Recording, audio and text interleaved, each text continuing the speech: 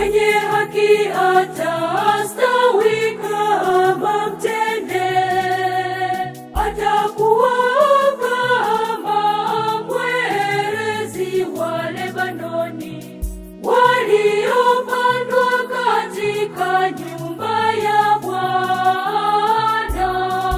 Watasitawi katika nyua za Mungu wetu.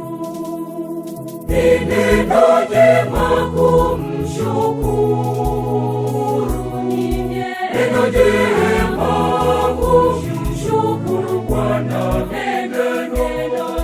neno jema kumshukuru Bwana, ni neno jema kumshukuru, neno jema